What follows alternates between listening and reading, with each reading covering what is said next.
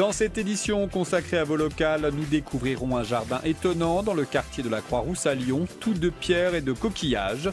Le sentier du littoral de Saint-Tropez au Cap Taillat est de nouveau ouvert aux promeneurs. Le site offre une vue exceptionnelle sur la Méditerranée et a été ravagé par un incendie l'été dernier, mais la nature reprend progressivement ses droits.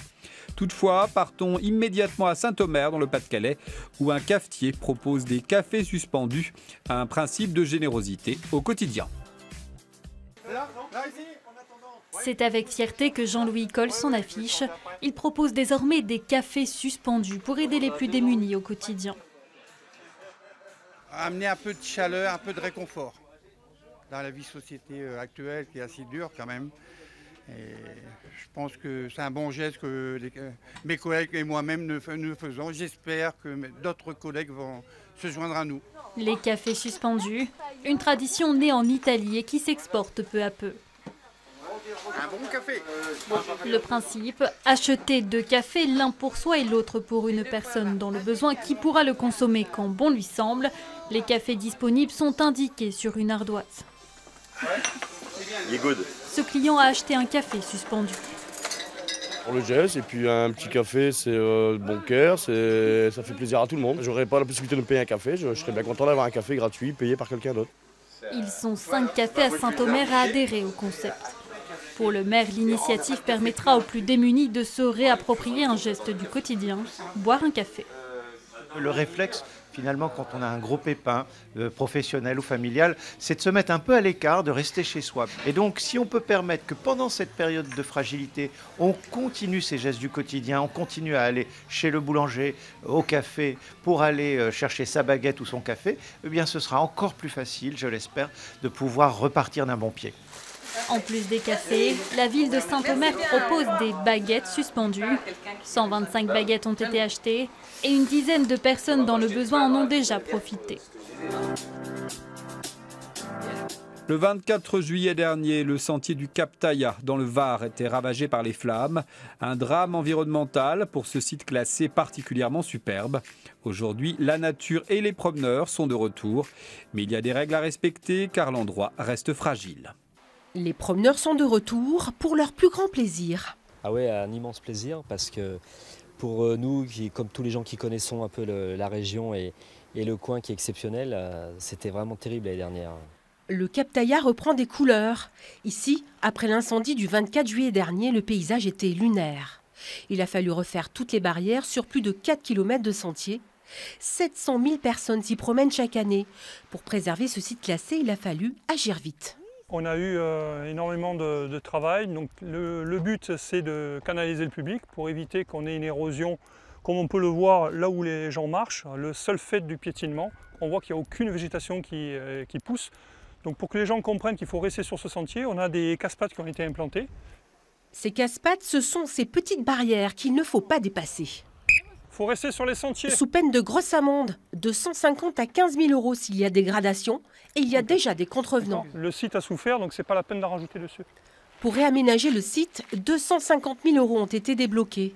Le chantier, aménager et sécuriser les sentiers bien sûr, mais aussi construire des fascines ou des andins, ces amas de branches pour retenir la terre et permettre à la nature de repartir toute seule. On peut voir que quasiment la totalité des pins d'Alep sont morts et ont été brûlés par les flammes.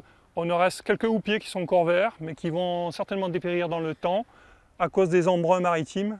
2600 arbres ont été coupés, 95% des tortues d'Hermann ont disparu. Une catastrophe écologique pour ce joyau du Var, mais la nature reprendra ses droits. On n'a plus cette odeur âcre et on a plus ce sol noirâtre. Donc c'est quand même, ça donne un peu du baume au cœur. Et les travaux qui ont avancé, ça commence à redonner le sourire. Il faudra 70 ans pour retrouver le site d'avant l'incendie. Un autre lieu privilégié, le singulier jardin Rosamire, en plein cœur du quartier de la Croix-Rousse à Lyon, est de nouveau accessible à la visite. Un espace minéral insolite conçu par un réfugié espagnol ayant fui le régime de Franco. Les visites y sont d'autant plus précieuses qu'en raison de sa fragilité, l'accès au jardin reste limité. Avec les beaux jours vient le temps des jardins. Celui de Rosamire vient de rouvrir pour la saison. Il cultive la patience de ses visiteurs. Mais au bout de l'attente, la surprise est garantie. On est surtout surpris par le nombre de détails qu'il peut y avoir. Le jardin n'est pas très grand, on a l'impression qu'on va avoir 30 secondes de faire le tour. Et puis en regardant de près, il y a énormément de choses surprenantes et à voir. Hallucinant mélange de végétal et de minéral, ce jardin est l'œuvre d'un maçon espagnol qui avait fui le franquisme. Un lieu unique où règne silence et sérénité à 2 pas de la grande rue de la Croix-Rousse. C'est impressionnant quand même. C'est délicat, c'est grand, c'est minutieux aussi. C'est bravo, bravo monsieur. J'ai entendu dire qu'il a mis 20 ans pour le faire, ce qui est énorme. Il faut avoir la patience de faire ça pendant 20 ans. Et c'est vraiment très beau et c'est accessible à tout le monde. Du monde, beaucoup de monde, mais jamais plus de 15 personnes à la fois, car le jardin est fragile. Alors en plus des visites libres du samedi, la ville, propriétaire, augmente son offre de visites guidées en semaine. 20 cette année contre 10 l'an passé, pour encore mieux figer les détails de cette histoire. Et c'est à un animateur de la ville de Lyon qu'il revient de la raconter. Ce monsieur, il avait énormément d'amis aussi dans le quartier qui lui ont ramené des petites pierres. Et souvent, ces petites pierres sont un petit peu cachées. Et donc, il faut un peu aller chercher pour les trouver. Des pierres qui viennent d'Afghanistan, des roses des sables. Donc, on a plein de petits détails qui sont cachés dans ce jardin. Et c'est ça qui est toujours intéressant, c'est que même en travaillant depuis 2 ans sur ce site, on découvre tous les jours de nouvelles choses à montrer aux visiteurs. En 7 mois l'année dernière, 10 000 personnes sont passées par ce jardin dédié à Rosa Mir, la mère du créateur des lieux.